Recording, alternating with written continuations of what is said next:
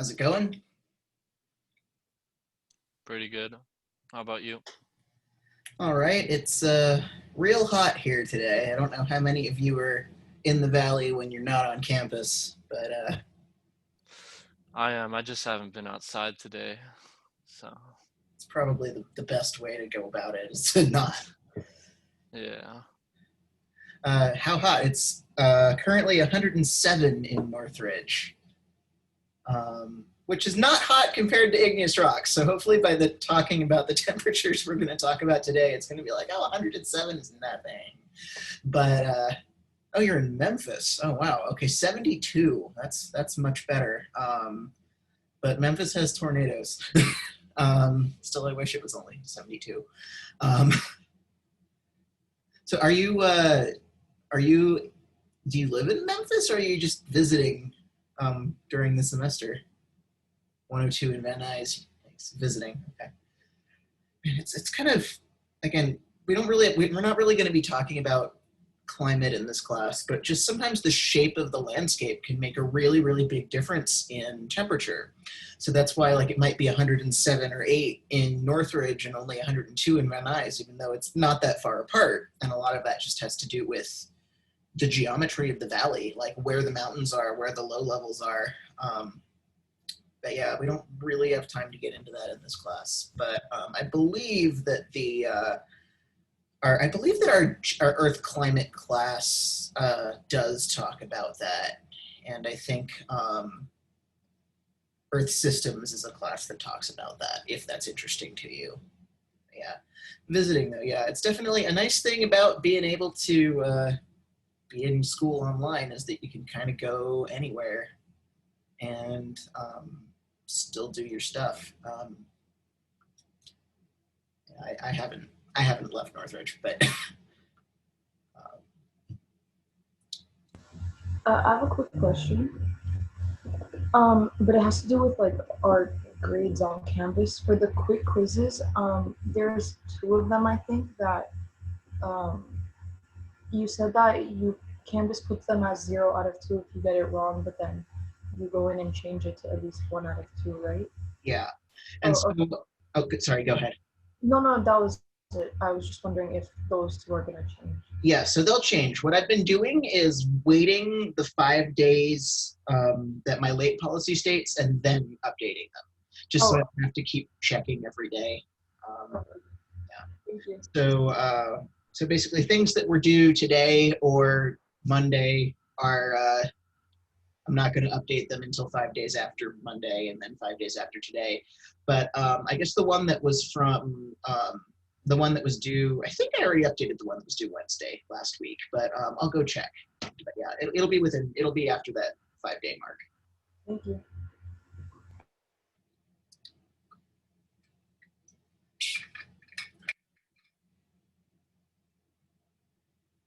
So I poured this water out of my tap and it was warm and I put a ton of ice in it. And I did this like 1 minute before I joined the class and the ice is already melted completely. It's awful. But anyway, we're going to be talking about things heating up and melting today. So I guess that's a good segue. So it is 2. And so we're going to get back to our second lecture on igneous rocks. And so after lecture today, there will be another quick quiz up. That one only has 1 question. And there also will be the next vocabulary thing up for next week. So next week we're going to be talking about volcanoes. And so there's another vocabulary thing up for that. And then there's also going to be some practice problems with liquidus solidus stuff that we talked about last time. And so those aren't a quiz. You can redo them as many times as you want and take as long as you need until you get them right.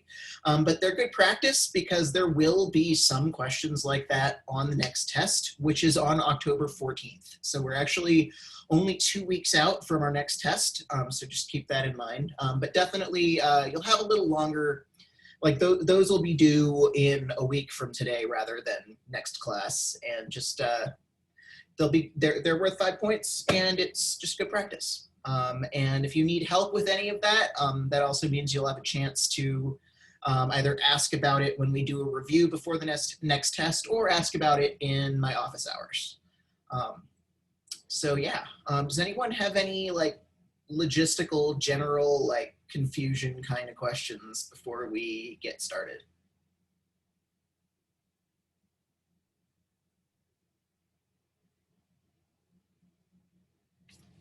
Cool.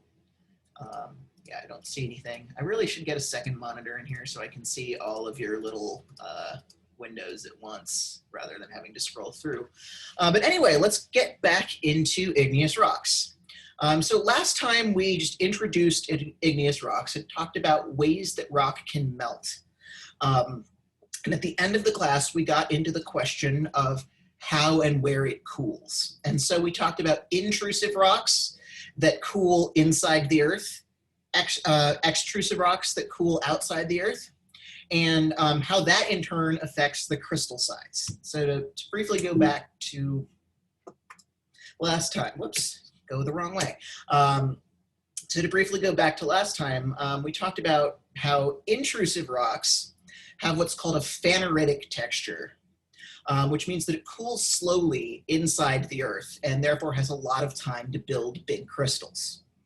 And then we also talked about how extrusive rocks, which are erupted out of volcanoes, cool really quickly because they hit the air, which is even at 107 degrees, much, much colder than a lava flow. And so those, excuse me, those crystals form really, really quickly and are therefore really small and form what we call an aphanitic texture. And so this last texture that I put up here is called porphyritic. And I asked you to sort of think about like what's going on here. And by that point, you came to the correct conclusion, like through talking it through, which was awesome. By the way, just that idea of sort of thinking through things step by step. A lot of the final exam is going to have stuff like that, where you can sort of put pieces together until you get there. But yeah, the porphyritic texture means that these smaller crystals must have cooled faster, and these bigger crystals must have cooled slower. And so these are made of different minerals, you can tell because they're different colors. And so something has to have happened where these guys cooled quickly and these guys cooled slowly. And so the reason why is just that different minerals behave in different ways. And so, wow, excuse me, it's also super dry, so I'm sorry if I cough a lot. But the chemistry of what's in these rocks not only determines why stuff like this happens, but it also actually is important for defining different kinds of igneous rocks. So again, our two major classifications are how and where did it cool? Is it intrusive or extrusive? Can you see the crystals with the naked eye or not? And then the second one is its chemical composition. So which minerals are there and in what proportions? And so we're going to really be focusing on this today. So today is going to be the chemistry side of things. And really, igneous rocks, their chemistry kind of controls everything about what is in them and how you define them. And then also, as we'll see next week, the chemistry directly controls how explosive the volcano is. So we'll get there.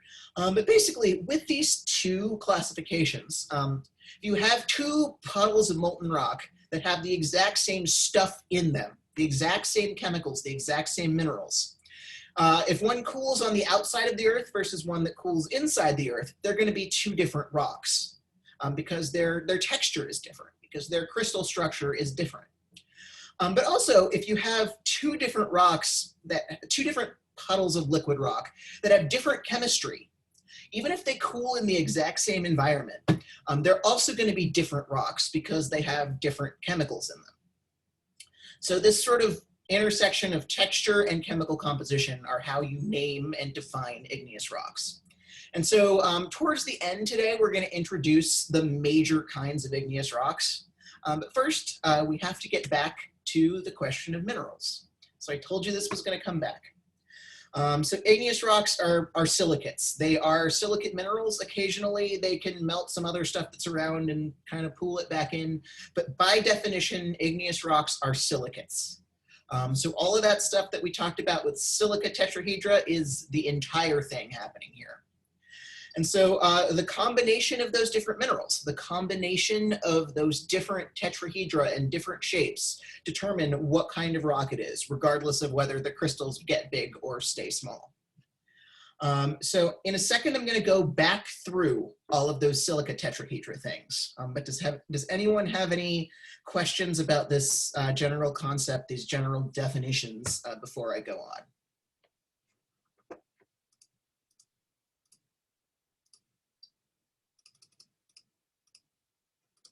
Oops, all right. Okay, so then we're going to get back into those minerals. And this will be the second time that you're going to see these. You'll probably see them again next week.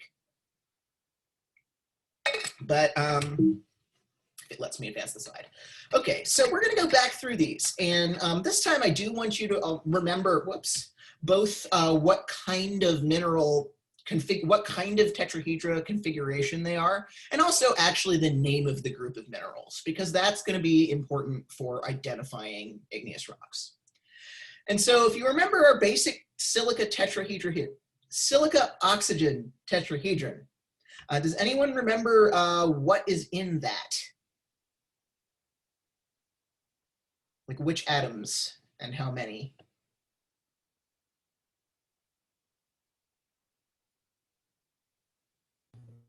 An oxygen and 4, I forgot the other one. So it's, yeah, so 4, does anyone remember? Yeah, so we see SiO4, Brianna is correct. And yeah, an oxygen and 4 silicons. So if you remember the name of this, the silicon oxygen tetrahedron, or silica, it's in there. Most of these things have pretty literal names. So even if you can't remember what it's called, if you like look at its name or look at its chemical formula, you can go, okay, I don't remember the name, but I see this, or I remember that it's called a silicate mineral. So like, yeah, and so always like if you are writing something and don't necessarily remember the name, but you can like describe what it is, I absolutely give partial credit or even full credit, depending on the answer for stuff like that. But usually in geology, a lot of the names are extremely, extremely literal. So yeah. So like for this example, isolated tetrahedra. They're tetrahedra, they're little pyramids. The oxygen is in the middle, or sorry, the silicon is in the middle, and the oxygens, the 4 oxygens are on the outside. And a tetrahedron is a pyramid. And they're isolated because they're not actually stuck to each other. So these guys, basically the degree to which these silicon oxygen or silica tetrahedra stick together is directly related to the temperature that they're in. So the higher the temperature, the harder it is for these to stick together. And so at high temperatures, you're going to get a situation where these tetrahedra are just floating around by themselves and then get stuck because they have a negative charge. They get bonded to metal atoms. And so in this case, they're going to be either magnesium or iron, which if you remember, are 2 out of the 4 most common elements in the earth. And so in this case, you have a tetrahedron and a metal and a tetrahedron and a metal, and they're just sort of alternating in this alternating pattern. And so these things can, again, they form at high temperatures because the high temperatures prevent the tetrahedra from sticking to themselves. And these can be really dense for 2 reasons. One, just because the structure is so simple and flat. It's really easy to just stack a whole bunch of this stuff and just jam it together into the space between the different tetrahedra. But also, usually this tends to happen at higher temperatures, which tend to be deeper in the earth where there's also more pressure. So they get more squished and are more dense. But even if this stuff hardens on the surface, which it does in some volcanic settings, it's still going to be really dense just because of the shape of these molecules. They can just pack together really, really easily. So does that make sense? Hopefully sound familiar.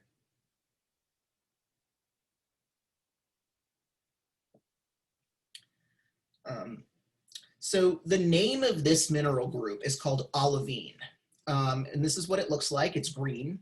And actually, its crystals are usually pointier than this, but these have been kind of rounded just because of the way they've been moved around once they're on the surface. If you see this as a gemstone, another name for this is peridot. But yeah, this is this is a lot of the mantle is made of this. So a lot of the mantle, where it's real hot and real high pressure, is green. It's made of olivine. It's called that because it's an olive green color. And so that's just going to be either magnesium or iron metal and the silicon and oxygen. Cool. And so what we're going to do is go in order from forming at the highest temperature and the most dense to forming at the lowest temperature and the least dense. And we'll talk more about the actual temperatures later because they're really, really high. They're hundreds to thousands of degrees Celsius. So again, this 107 in Northridge is chilly compared to all of this. Any questions about olivine? Can you explain one more time how temperature affects how they form? Yeah, so temperature affects how well silicon-oxygen tetrahedra can bond to each other. So if the temperature is really, really high, these things can't stick to each other. But if the temperature is lower, as we'll see on the coming slides, the silicon-oxygen tetrahedra, or silica tetrahedra, which is easier to say, really, can stick to each other. So here they're just floating around and are being held together by being magnetically or electrically stuck to metal atoms. But in some cases, they can actually stick together at the corners and form much more complicated shapes than this. But it needs to be a colder temperature for them to do that. Does that answer your question? Yeah, thank you. And I think it'll become clearer as we look at the next ones. So moving on from olivine, and now I really would like, I don't need you to remember this chemical formula, but I would like you to remember that olivine is an isolated tetrahedrous silicate, and so on for what I'm going to do today. So moving up, you get single chain silicates. So in this case, the temperatures are still pretty high, and things are still pretty dense, but it's now cool enough that these tetrahedra can start bonding to each other.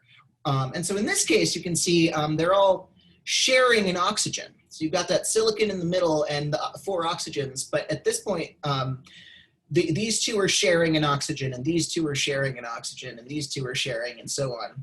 And but they're just hooked together at one corner. So you have these chains. Here's another chain. And the thing that holds the chains together is still being magnetically or electrically attracted to a metal atom in the middle. So these are still pretty dense because, you know, these are strings, so they're more stuck together than just individual ones. But they're not chunky, they're just strings. So these can still pack together really dense, both because of their chemical structure and because these also still form pretty deep in the earth. There's a lot of this stuff in the mantle too, although there is some in the crust. And so this group of minerals is called pyroxenes, and that the pyro comes from hot. And so in this case, these are usually blackish, sometimes gray, sometimes a little bit green, but they're usually black. And their chemical formula is more complicated. Again, you don't need to know the chemical formula, but notice that there's more stuff in here. As you sort of get into the middle range of silicates, they get a whole lot of different stuff in them. It's really the end members, the least complex and the most complex, that have actually the least stuff in them. But here, like, there's a bunch of different kinds of metal that can be involved in addition to the silicon and the oxygen. But yeah, so these are still really dense. They still form at high temperatures, but not quite as dense or as hot as olivine. Does that make sense?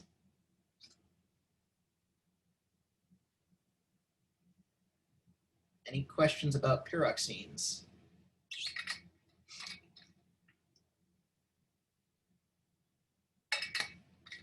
Right. Then moving up.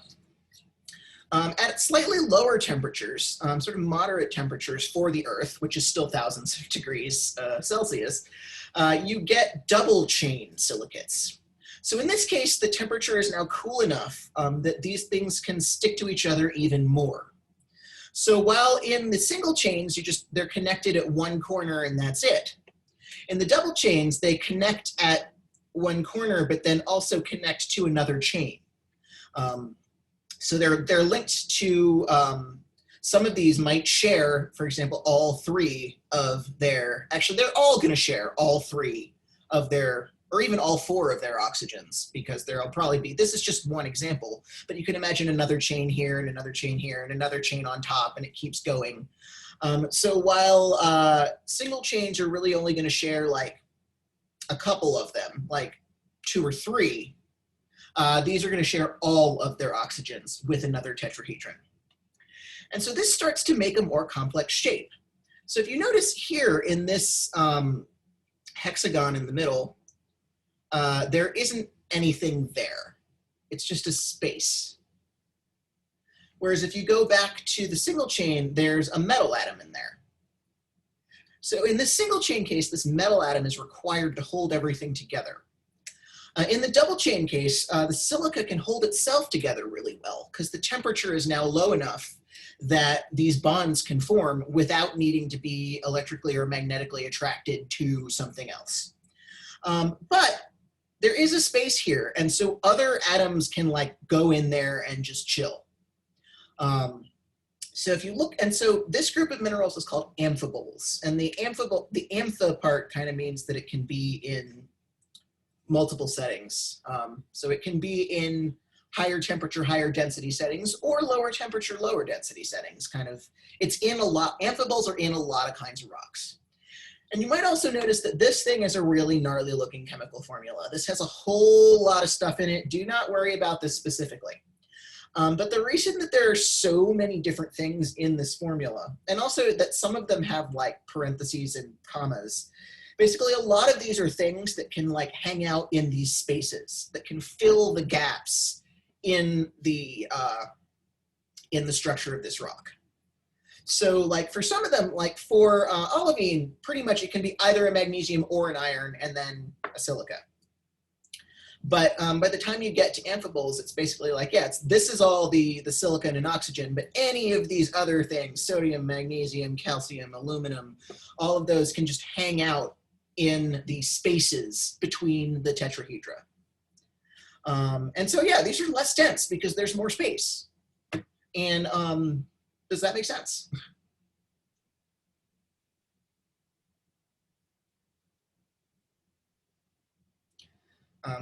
So there are a lot of different kinds of amphiboles and pyroxenes. Most of them are also gray or black. And you know, it's hard to tell their density from looking at them, but if you were to pick up a piece of pyroxene and a piece of amphibole that looked very similar, you would be able to tell which was, and were the same size, you would be able to tell because the pyroxene would be much heavier.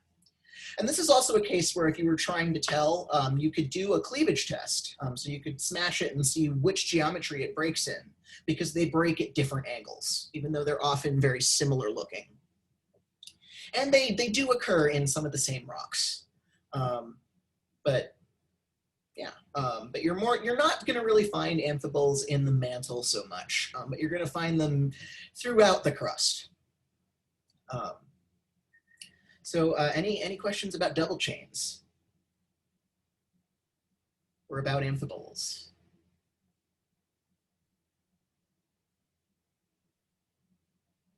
Cool. Okay, moving up again. So we've talked about sheet silicates in a few ways, but these form at low temperatures and they're not very dense.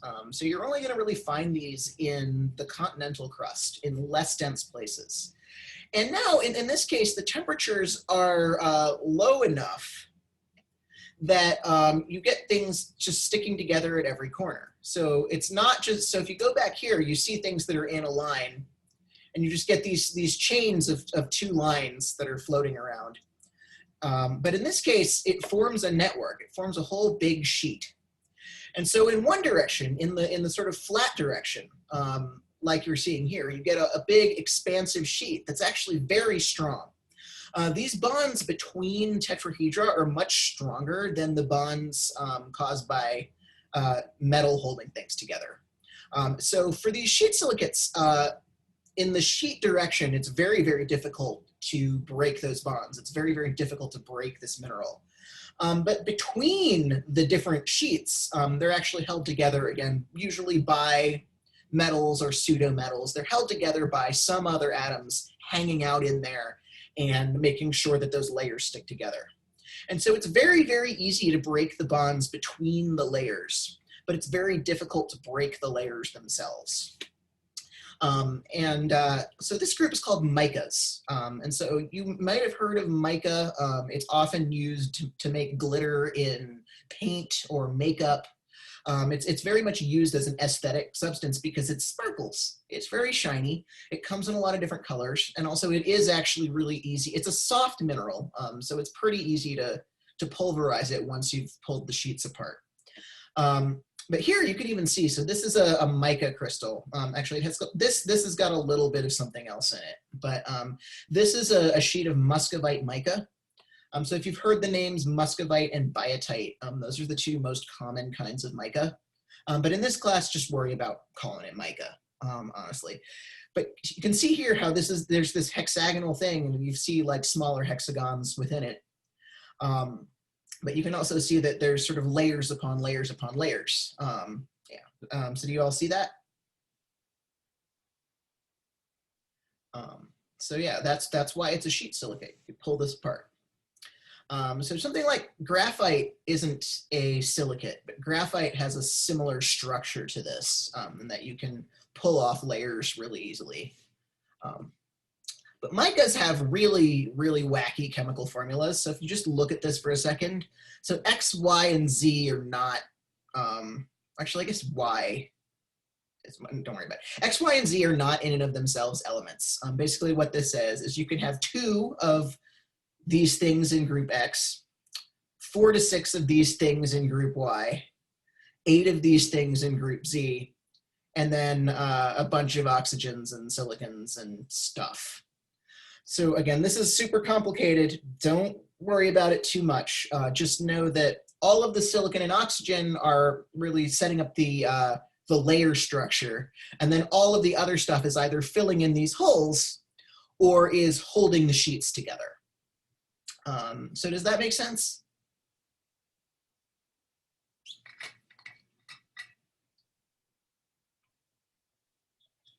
So you're not going to find these in the mantle. You're not really even going to find them super deep in the crust. You're mostly going to find them in fairly shallow continental crust. And we'll talk more about why in a bit. But any questions about micas?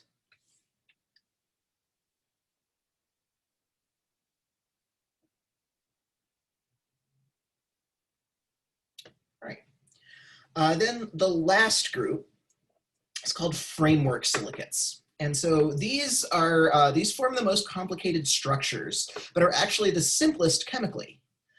So these form at really low temperatures for the Earth. I mean, it's still like hundreds of degrees Celsius, but they form at low temperatures. And because the temperatures are so low, it allows these silicon oxygen tetrahedra to stick together in really complicated shapes.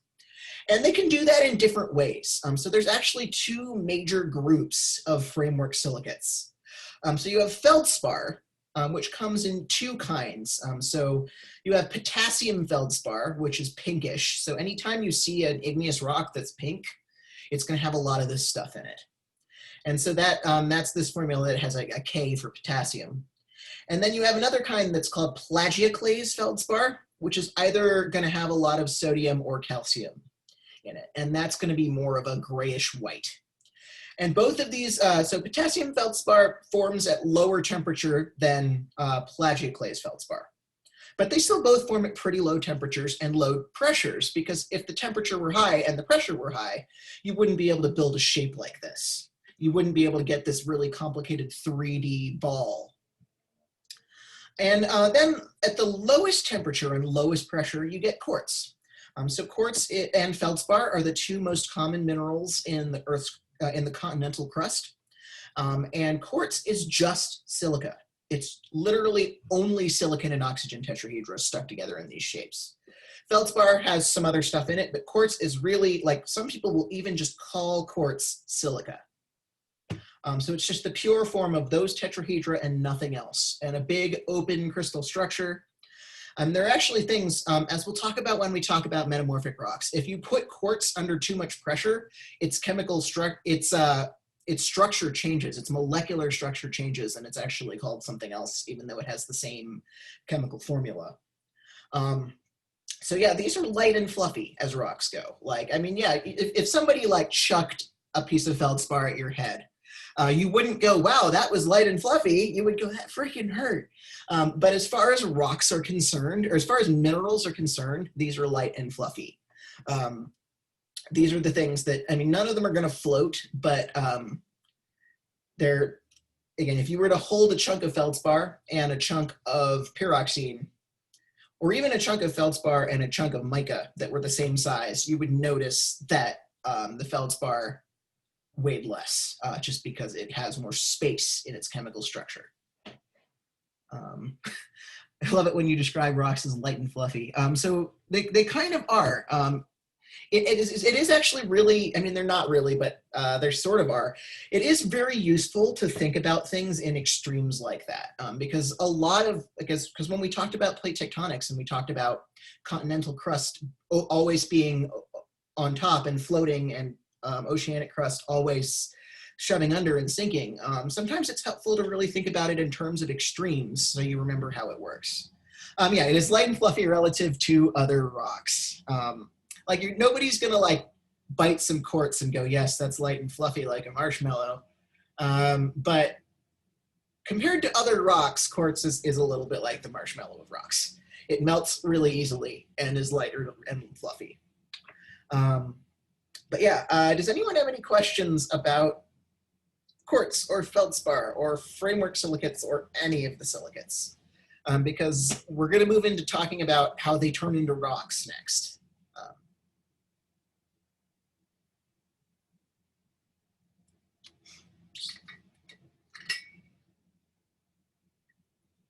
By the way, most quartz is clear. Like, there are a lot of different colors of quartz, rose quartz, amethyst, but you're not gonna, most of the ones that form rocks are just clear. But yeah, so we've got all these minerals, and if you think of more questions, just go ahead and ask them. But I'm gonna move on for now. So now that we've gone through those, again, why do you think we get different structures and compositions? Why do you think we get these different minerals, and why these different minerals combine into different rocks?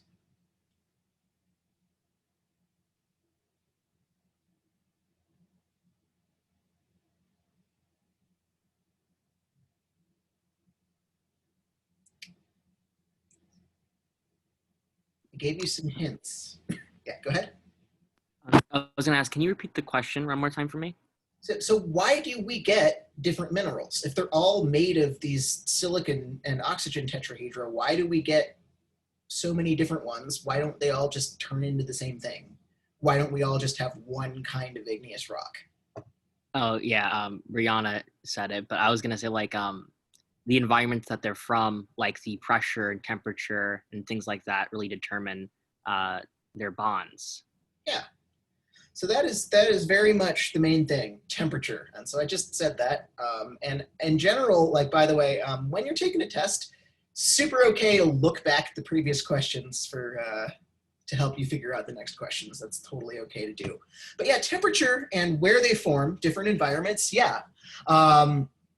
And so the chat just loaded a bunch of different things at once, so I'm sorry if I didn't answer you sooner. Yeah, but different environments, where they form.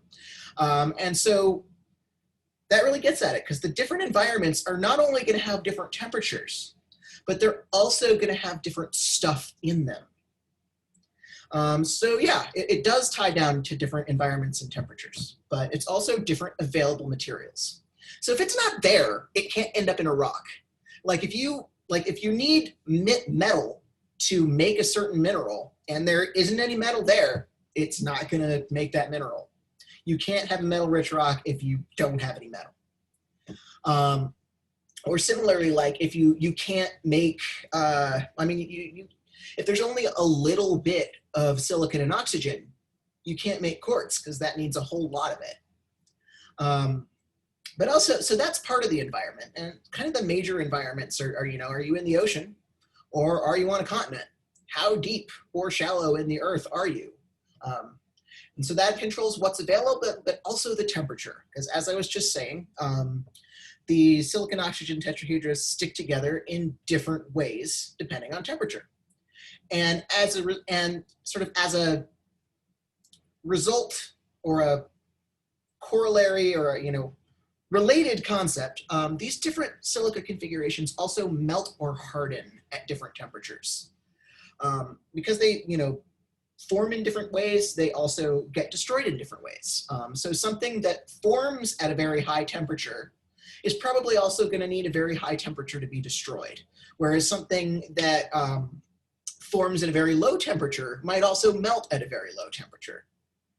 Like think about ice, water ice. Water ice forms at 32 degrees Fahrenheit. It forms at 0 degrees Celsius. That is a very low temperature, especially compared to rocks.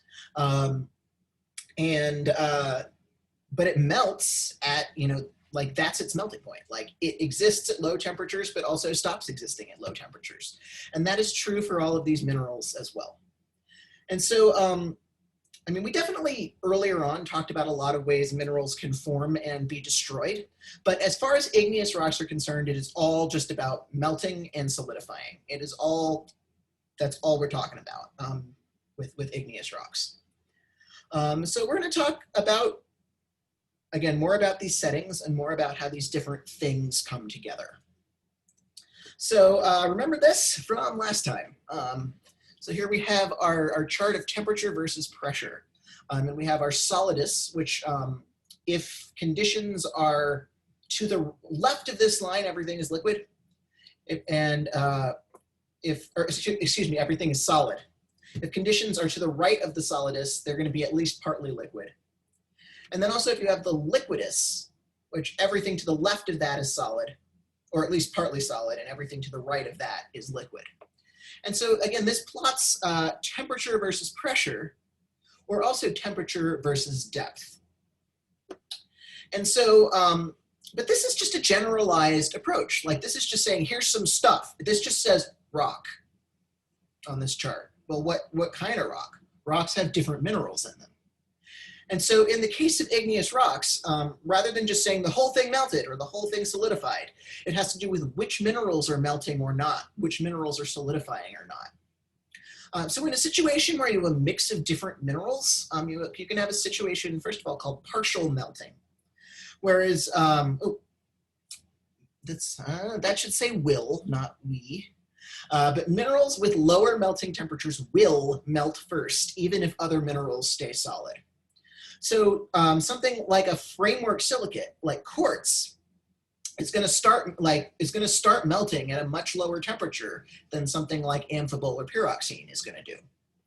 And so let's say if you had a rock that had a mix of those things in it, you might be at a temperature where it ends up in the sort of partial melt category, in the between the solidus and the liquidus. But it's going to be that all of the framework silicates, all of the quartzes and feldspars are liquid, and all of the chain silicates, the amphiboles and pyroxenes are solid still. Does that make sense?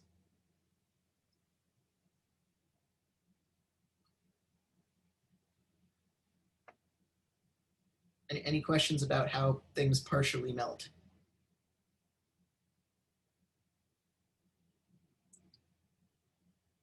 And that would be like an example of that would be like, let's say you were baking something and you put in like butter and chocolate in the same thing, and the butter melts at a lower temperature than chocolate. And so that's going to start to melt. You can melt the butter before you start melting the chocolate. Does that make sense? Makes me want to bake after class. I don't have chocolate though. And yes, like lots of geologists use food examples. But yeah, so partial melting, the stuff that melts at a lower temperature melts first. And sometimes it might be the only thing that melts, and then the other stuff stays solid. And then that's going to affect what kind of rock you get later. And then on the flip side, you have what's called fractional crystallization. So I feel like partial melting is a very, very literal term. Fractional crystallization bigger word, but still so fractional. A fraction is a part. It's a portion. Crystallization is becoming solid again. So it's also literal, just bigger words. So this is just the opposite. It's that if the minerals with lower solidification temperatures, with higher solidification temperatures will harden first, even if other minerals stay liquid. So like if you have something that needs to be at 2000 degrees Celsius to melt, or just to be liquid, and then it drops down to 1500, then that stuff is going to solidify. But the stuff that only needs to be at 1000 degrees Celsius to stay liquid is going to stay liquid. So basically the stuff that melts at low temperatures melts sooner and stays liquid longer. Whereas the stuff that melts at higher temperatures is also going to solidify at higher temperatures. And so depending on what you have in that pool of magma is going to determine what kind of rock it solidifies into or not. And you might even have a situation where that pool of magma actually has a whole bunch of metal in it, but once it starts to rise, it's not hot enough for the metal to stay liquid, so that just stays behind. And all of the stuff that's not metallic, all of the things that can stay liquid at cooler temperatures are the only things that erupt out of the volcano. So it really can, really just what stays liquid or not ends up mattering kind of just as much, if not more, than what is there to begin with. So is that pretty clear? Is that good?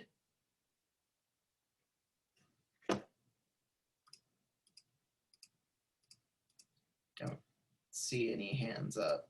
So see a thumbs up. Cool. I really should get a second screen so I can see you all at once. But cool. Then we're going to move on, because this is how you get different kinds of rocks. Okay, so this is a phrase that was on your study guide sheet. So there's an order that minerals form in, and the order that they form in related to temperature is it's called Bowen's reaction series, because a guy named Bowen is the first person who wrote it down and published it. Basically, if you publish it, and then you kind of get to name it after yourself, and so that's what Bowen did. But basically, this series just describes which silicate minerals form at which temperatures, and then that also influences which ones can or can't be in the same rock. Because if you have something that requires really high temperatures to be liquid and something that is liquid at really cold temperatures, they're probably not going to form in the same place and not going to end up in the same rock. And so we're going to go, so this is kind of a two-pronged chart. And so this goes from high temperature to low temperature. So again, high temperature being like 1400 degrees Celsius. So this is Celsius. I don't know why it doesn't have a unit on it. But this is Celsius. So we're down to, so 1400 and above is considered hot. 800 degrees Celsius is what I'm talking about when I say low temperature. So that's still kind of unbelievably hot. That's still deeply, deeply hot. But in this context, just like it's sort of cold in the same way that granite is fluffy, if that makes sense. It is relative to rocks, but not relative to people. So yeah, so first we're going to talk about the discontinuous series, because this is kind of what we already talked about. So at high temperatures, where you only can get isolated things sticking together because the bonds just don't form, you're going to get olivine. You're going to get your isolated tetrahedra. And that's where things like metal can be liquid, and where things that make that shape are going to solidify. And then as you go lower in temperature, you go through what we just talked about. So you go from olivine to pyroxene, amphibole, biotite and muscovite are micas. So biotite is a slightly higher temperature mica than muscovite, but they're both related. Your potassium feldspar, and then quartz. So olivine is going to be the first thing to melt and the first thing to crystallize. Quartz is going to melt easily and is also going to solidify last. Or sorry, olivine is going to be the last thing to melt and the first thing to crystallize. Quartz is going to be the first thing to melt and the last thing to crystallize. But just because so much of this temperature is also controlled by how deep in the earth you are, yeah, so if I say something that just plain sounds backwards, like let me know, because I am human and trip over my words too.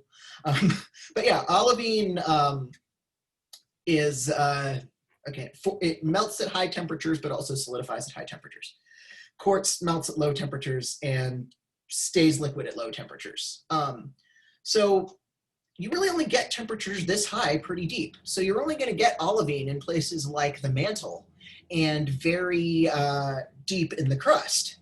But by the time that heat is rising up, as you get higher in the earth, it's not hot enough for olivine to form. And so as you get higher and higher up, it gets progressively not hot enough for stuff to form. So that's why you get things like quartz and feldspar and mica in thick continental crust, because it's and the temperatures in that crust are enough to still keep this stuff liquid, whereas the temperatures in the crust are not hot enough for olivine to be liquid. But even though the temperatures in the crust are hot enough that technically quartz would be liquid, they're also so hot that those silicon oxygen tetrahedra can't stick together in the way that you would need to make quartz. So basically, these things are often mutually exclusive. Like the further onto the ends of this spectrum you get, the less likely these things are to be in the same rock. So you're never going to get olivine and quartz in the same rock, because the temperature conditions required to produce olivine are not going to allow quartz to form. And the temperature conditions that are able to produce quartz are not going to allow olivine to form. Does that make sense?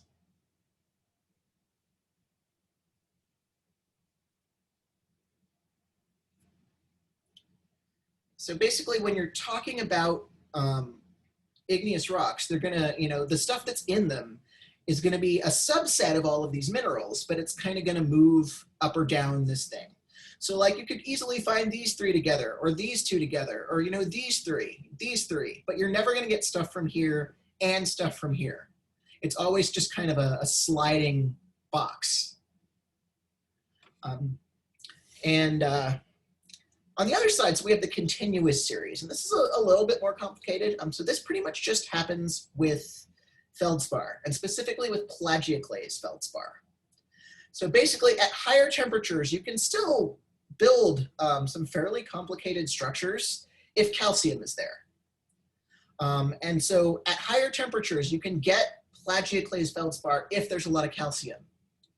But then at lower temperatures, those structures will form if there's a lot of sodium. And then if the temperature gets low enough, you can't form plagioclase feldspar. It's only going to form potassium feldspar. So you can have a kind of feldspar in a lot of different kinds of rocks, but knowing which kind matters. So you're never going to get calcium-rich feldspar and quartz in the same rock. Nor are you going to get potassium feldspar and olivine in the same rock, even though you could get calcium feldspar and olivine in the same rock. So basically, it's a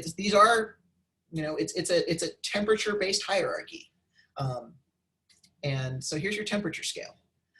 So any questions about? So I know there's some words on the right that I'm going to introduce in a second, but any questions on everything to the left of where my mouse is right now? I have a question. Yeah. But it's about the quartz and olivine thing. Yes. Last class we talked about porphyritic. Yeah. And though like olivine and quartz are so vastly different that they can't even form with that. No. So actually, let me go back to that slide for a minute. Yeah, so what we have in here is, this is potassium feldspar, these big pink crystals. And this is going to be probably, that's probably, wow, my brain, plagioclase. My brain just lost that word. So this white stuff is going to be plagioclase, and this black stuff is amphibole. And so And so those are very similar components to this. So here the pink is potassium feldspar. The white, you have the white is going to be plagioclase. The gray is actually clear, is quartz. You have a lot of the same stuff in these. It's just in this case, going back to this, if you remember that plagioclase and amphibole require higher temperatures to exist and higher temperatures to solidify. So what probably happened with this is that basically things were kind of hanging out at a temperature where all of this stuff could be liquid. But then it got to a point where it passed through the zone where where plagioclase and amphibole could be liquid pretty quickly. And so you have visible crystals, but they're not huge. But then it probably stayed at a temperature where only this potassium feldspar could be liquid, and it probably stayed there for a pretty long time. And so these really big crystals were able to form. So does that make sense? Yes, it does. Thank you so much. Yeah. And so that's why rocks like this are really cool, because they can tell you a lot about what has to have happened to go, okay, these are the chemicals you had. We know that it stayed at this temperature for long enough for the crystals to get this big, and then this other temperature long enough for these crystals to get that big. So another way to kind of piece together the story. So any questions about that before I go back to where we were?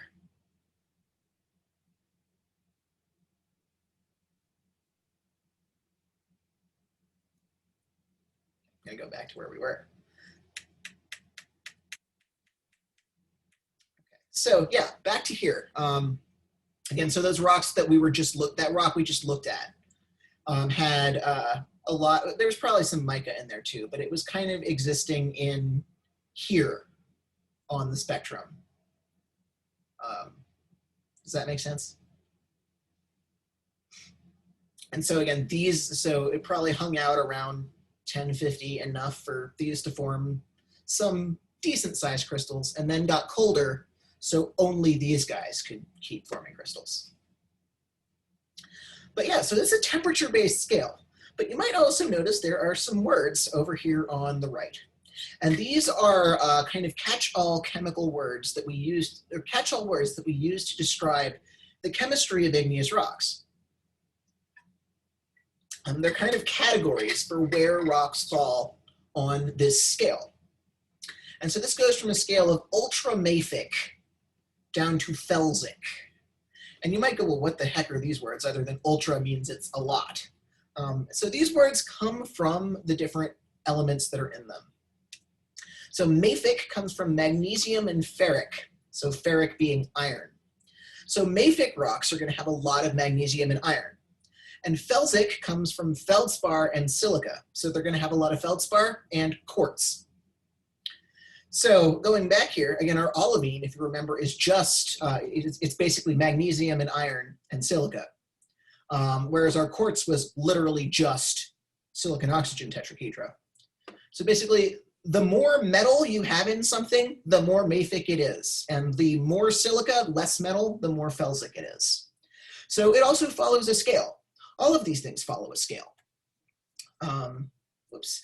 So yeah, mafic and felsic, often it's easier to tell by color.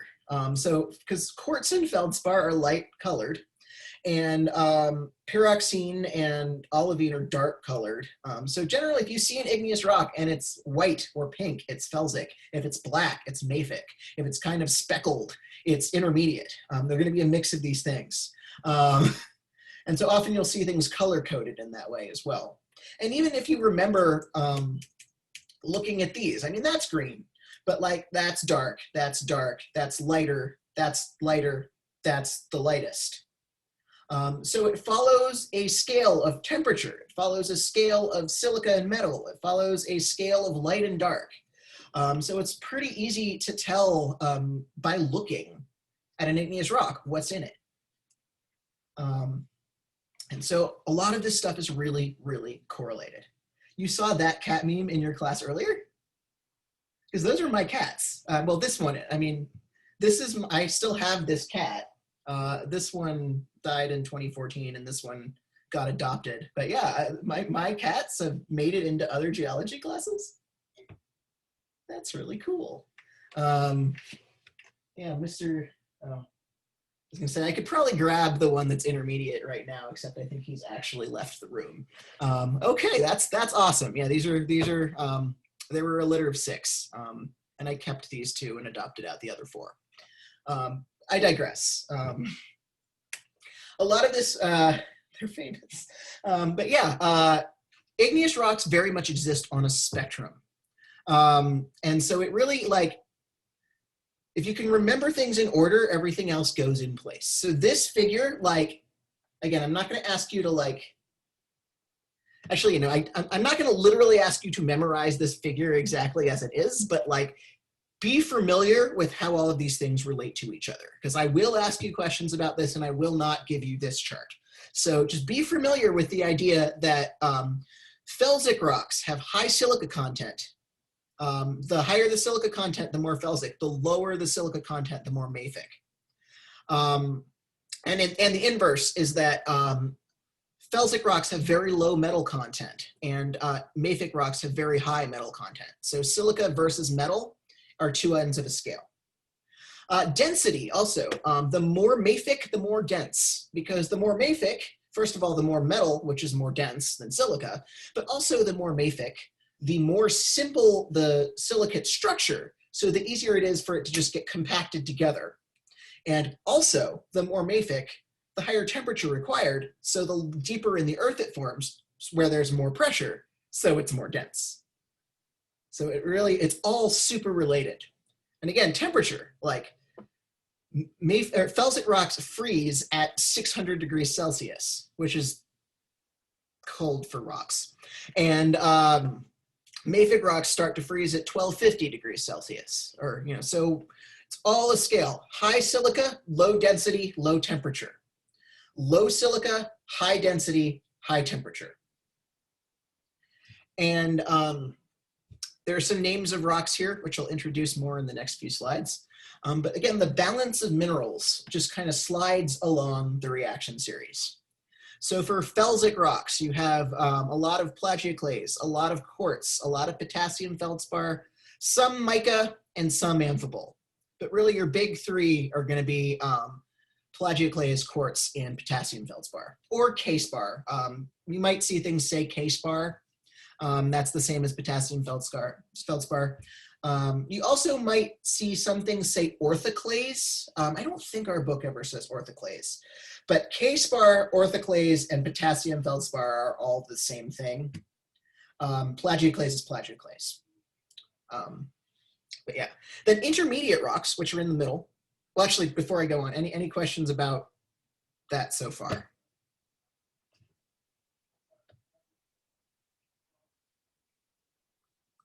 All right. Then intermediate rocks, they're kind of in the middle. They exist in the middle of the spectrum, and so they can have a little bit of stuff that's really felsic, like quartz, and a little bit of stuff that's really mafic, like pyroxene. But most of the stuff is stuff that's in the middle. It's a combination of plagioclase and amphibole. Again, back just smack in the middle of the reaction series. Then getting further on, your mafic rocks are going to be mostly plagioclase, pyroxene, and some olivine, with just a little bit of amphibole, kind of touching the middle of the spectrum, but moving towards the end. And then ultramafic, which actually pretty much only exist in the mantle, are going to have olivine and pyroxene, and that's it. They're going to be mostly olivine.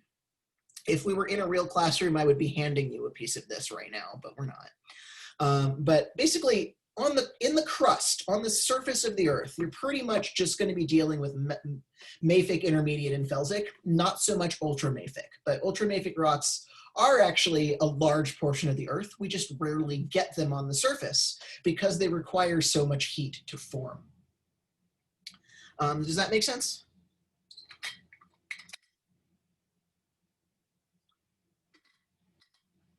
So again, be familiar with the sort of the relationship between temperature, density, silica content, metal content, felsic versus mafic, and which minerals are in it. because this is kind of the meat of igneous rocks. And this will come back when we talk about volcanoes next week, but expect to be asked questions about this stuff. So just be familiar with this. But now I'm going to go through actually some kinds of rocks, unless you have questions.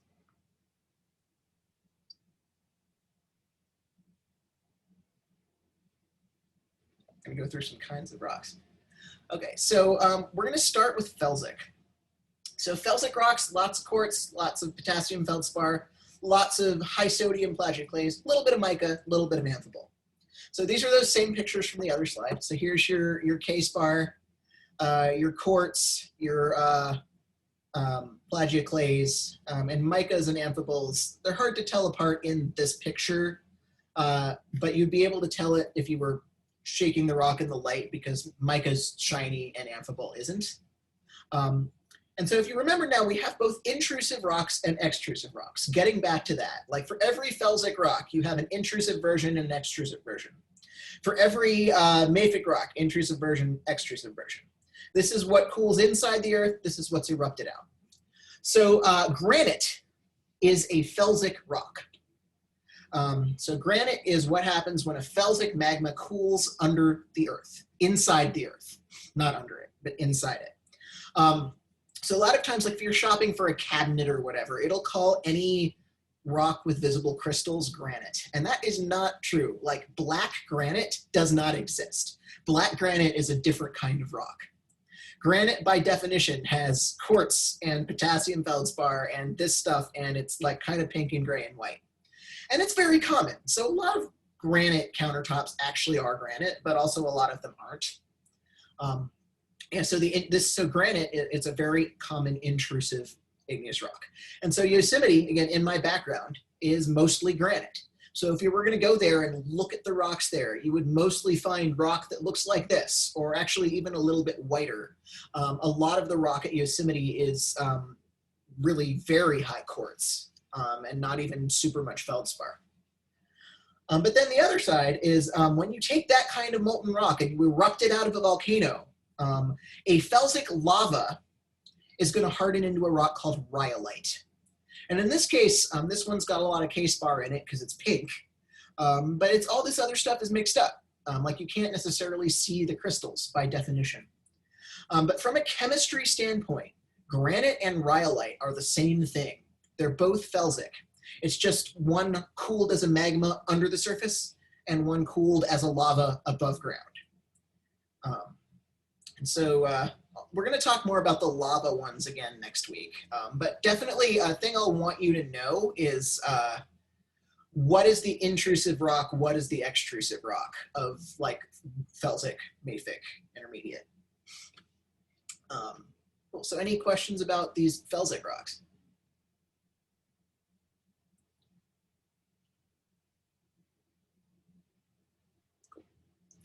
All right, then moving up, intermediate. So you can already see these are really different looking, right? Like the pink is gone in intermediate rocks. And now it's mostly black and white or gray. So intermediate rocks have a lot of amphibole and plagioclase. Those are the two main things. Like your felsic rocks are mostly quartz and K-spar. Your intermediate rocks are mostly amphibole and plagioclase. There's going to be some mica, some quartz, pyroxene. But for the most part, the white stuff is plagioclase and the black stuff is amphibole. And these occur, so felsic stuff occurs mostly when you have volcanoes in continents, like in where you have either a continental hotspot, which is something we'll talk about next week, or when you have an ocean plate subducting under a continent plate. Intermediate rocks tend to occur either when you have sometimes when you have an ocean plate under a continental plate, but more often when you have an ocean plate under another ocean plate. And so in this case, the intrusive version is called diorite. So when you have sort of these higher temperature, higher metal, but not super high metal stuff that cools as magma under the earth, it's diorite. And when it erupts out of a volcano and cools as a lava flow, it's called andesite. And it's so called andesite because a lot of the mountains in the Andes in South America are this. A lot of the lava from the Andes are andesite.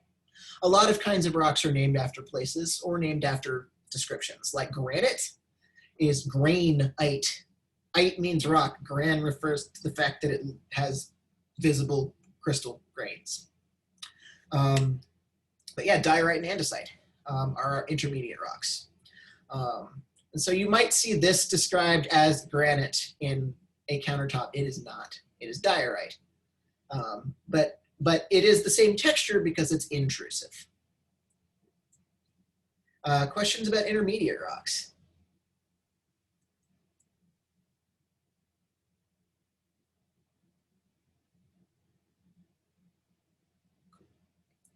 Okay, moving up, mafic rocks.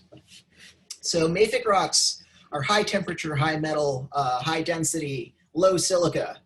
So these are really defined by a whole lot of pyroxene and a whole lot of calcium-rich plagioclase, and in some cases olivine. So this particular example doesn't have a whole lot of olivine, because if it did, you'd see green, and there really isn't much green in this rock. If you look closely, there's some spots that are greenish, but for the most part, so the plagioclase is the white, the amphibole is the sort of medium gray, and the pyroxene is the black. Yeah. And so you can see this is black and white over here in intermediate land. But here this is sort of black and gray. Like there isn't really much pure white left in this. And this tends to form in really high temperature, high metal situations. And so gabbro is, again, where you have a mafic melt, a mafic magma that cools inside the earth. And this is less common. And when you do find this, it's going to be sometimes at the bottom of the ocean crust or very, very deep in continental crust. But you don't get too much intrusive mafic rock. Or sometimes you might get them in sort of dikes or sills associated with mafic volcanoes, more than you're necessarily going to find really, really big magma chambers. Just because a lot of the places where you get mafic rocks are in the ocean. So if you remember when we talked about the ocean floor and about how new oceanic rock forms at mid-ocean ridges, what's coming out of that is basalt. So basalt is the mafic extrusive rock, and you can see it's dark gray or even black. So this one is dark gray, but some of it, depending on where it is, what exactly is in it, or how quickly it cools, can be like jet black. This is what comes out of the volcanoes in Hawaii and Iceland. This is also what the ocean floor is made out of. And so the reason you don't necessarily get so much of a like gabbro situation is because usually the magma chamber, it's not really a magma chamber for a mid-ocean ridge. It's just like the mantle.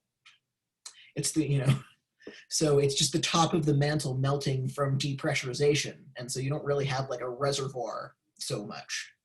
Or more to the point, you have a reservoir, but it doesn't ever really cool, just because of how those things work. So gabbro's not super common. Basalt is one of the most common rocks on Earth. And gabbro is named after a place in Italy where it does exist. I don't remember how basalt got its name, or diorite. I can look that up if anyone's interested. But does anyone have any questions about mafic rocks?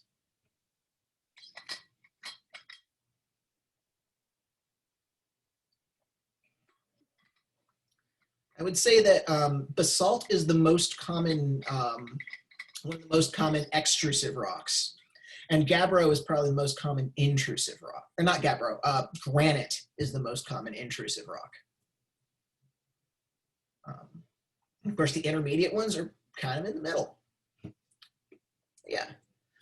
So the last one, ultramafic rocks are not common on the surface of the Earth. These are mantle rocks for the most part. So ultramafic rocks are going to be almost entirely olivine with a little bit of pyroxene. And so this is peridotite, such because it's mostly peridot. It's mostly olivine. And so all of the green is olivine, and all the black is pyroxene. And this stuff, like this only comes to the surface of the Earth when it's ejected out of a really, really deep sourced volcano. So if you remember when I was talking about intrusive settings last time, and I talked about xenoliths, and how a xenolith forms when rising magma captures bits of the rock around it as it rises. This stuff is an example of that. So you're only going to find peridotite on the surface as part of a xenolith. And so you might notice there's a black coating on the outside of this. So that black coating is basalt, because this was ejected out of a Hawaiian volcano that had a really deep hot source that was able to dredge up some rock from the mantle and spit it out with its usual basalt. So you can find this stuff in Hawaii. I have some. But you're never going to find this existing as a part of the crust, so much as something has been pulled out of the mantle. But yet there is an extrusive equivalent, and that extrusive equivalent is called komatiite. Yes, it is supposed to have two eyes. It is komatiite, and this is super old. Like, this does not erupt anymore. Basically, all of the komatiite on Earth is billions of years old, because it comes from a time when the Earth was hotter. And when the Earth was hotter, it was easier to melt ultramafic stuff and eject it to the surface. And so any of this stuff that you find, and it's really uncommon, is going to be billions of years old, because the Earth just isn't hot enough to keep ultramafic stuff molten at the surface anymore. But when you look at this, so these stripes on it are related to how the mineral crystals form. So this isn't just a weathering pattern. This is actually related to the crystal structure of this.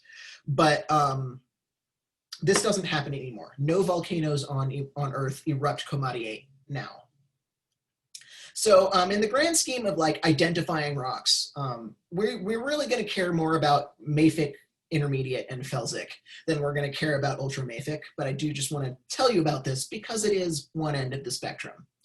So you see a lot of felsic on continents, and you find ultramafic deep in the mantle. And so that's why you would also expect that you would not really get extrusive stuff from deep in the mantle. So any questions about that?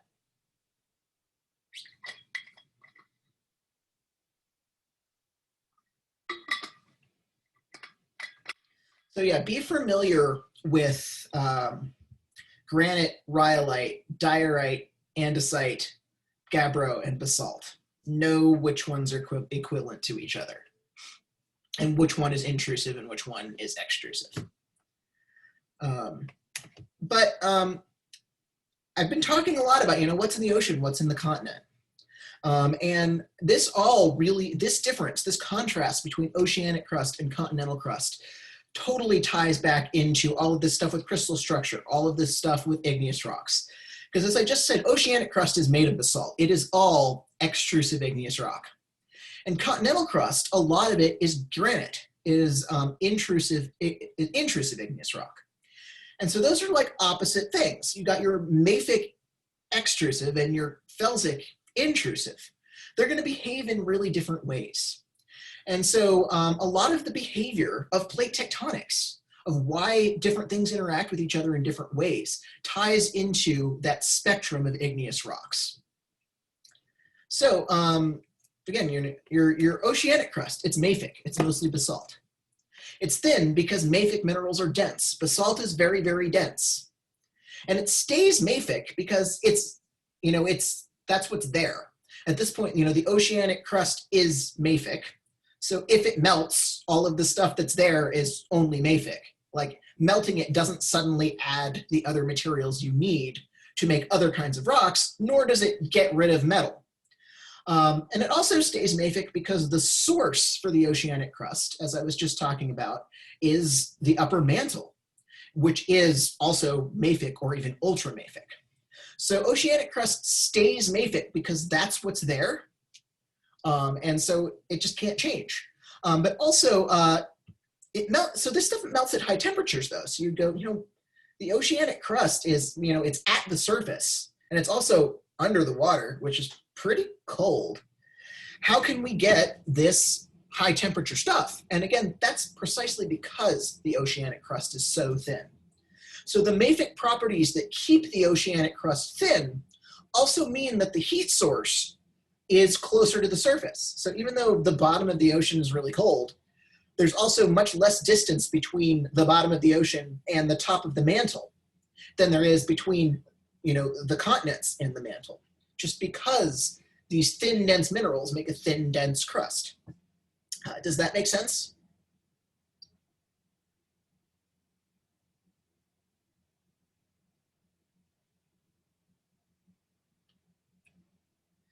Then contrast that with continental crust, which is mostly felsic.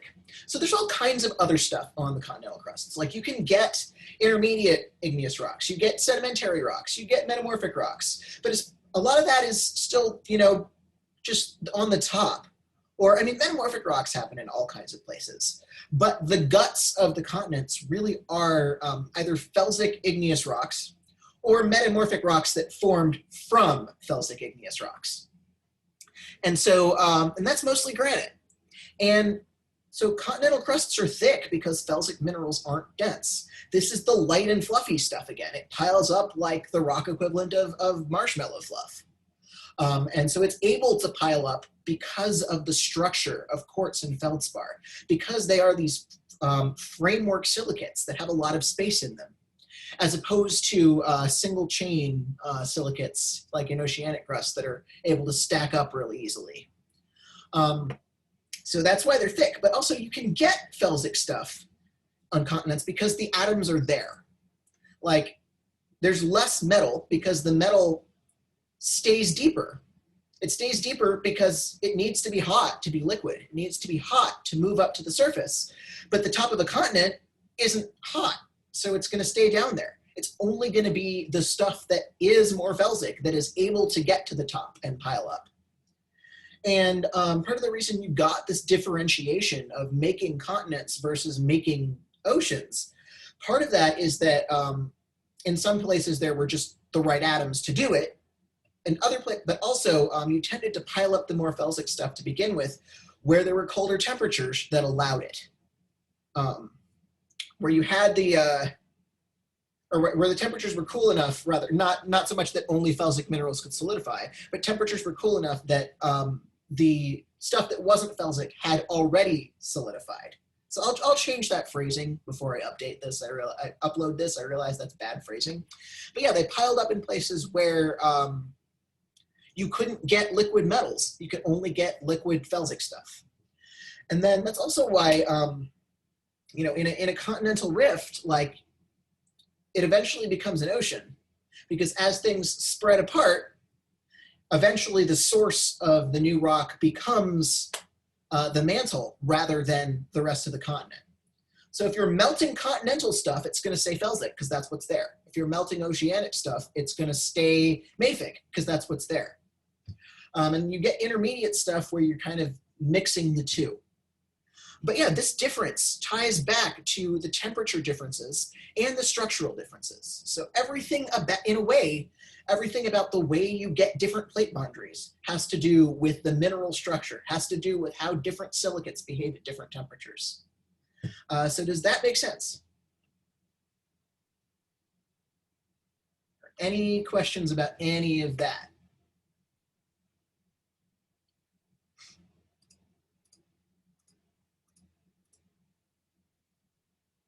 All right, so that's it for today. I'm going to put up these slides after I change that one sentence.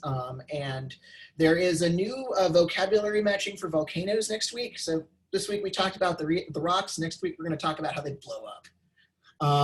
There's going to be another quick quiz up in a second. There's also going to be the practice questions for the liquidus solidus stuff.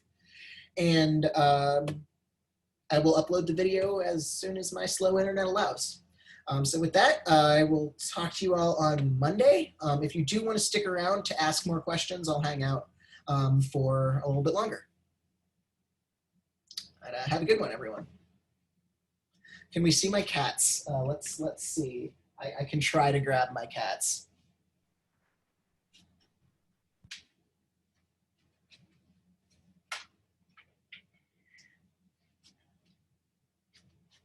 So here is Mr. Intermediate.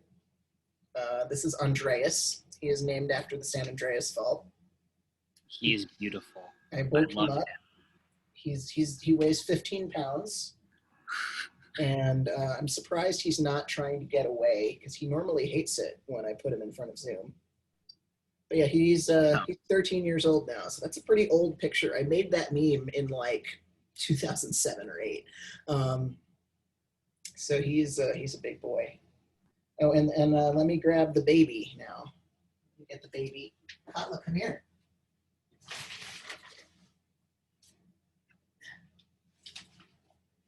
Let me try to get the baby. Come here.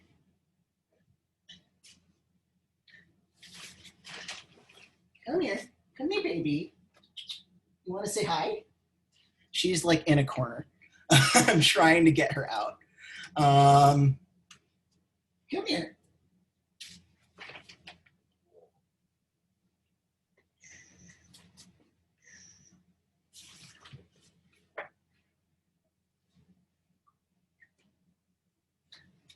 Come on.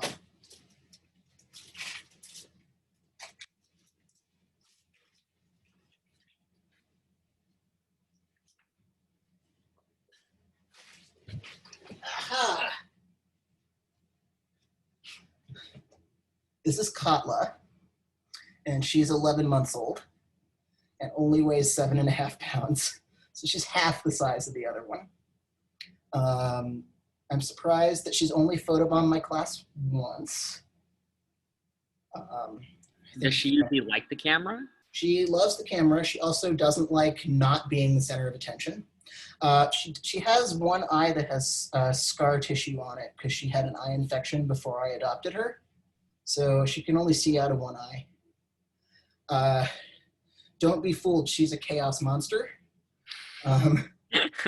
She is named after a volcano in Iceland, Katla. She's beautiful. You gonna say hi? Okay. Yeah, so I apologize. If you ever get like a string of random letters in an email, it's her. Or if you ever get a, suddenly if you hear a crash or you suddenly hear me go, no, it's her. But yeah. Yeah, I'm sorry I woke you up, baby. Okay, she's gonna go back in her corner. She's actually usually asleep at this time. Yep, so those are my cats. Thank you so much. I loved every second of that. I love your cats. They're keeping me sane. I'm impressed that there's 17 of you sticking around to look at my cats. They've definitely kept me sane during the lockdown. Oh, Andreas, what's going on? Oh boy. You want to come say hi again? No, he just left. Okay, I think they're done with being manhandled and woken up.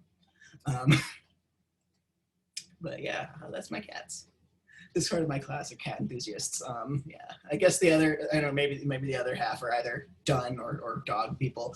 I would love to eventually have a dog also, but I live in a 1-bedroom apartment, and my dream is to eventually have a cat and a dog. Yeah, but again, you don't have to hang out. I guess have a good weekend to those of you who are leaving. Does anyone have any like science questions? Because I think both of my cats are like, you woke us up. That means you must want to feed us, and it is not time for that yet. Does anyone have any other things they want to ask or figure out or have a good one?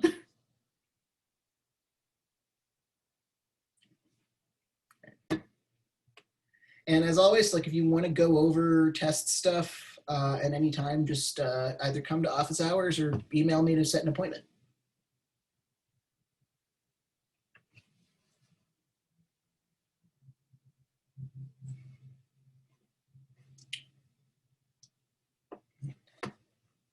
All right.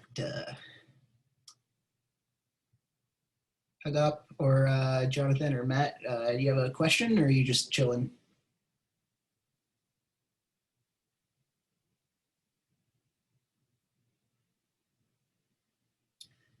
All right, then I'm going to end the class. And if you do have a question, just email me whenever. I'll Have a good weekend.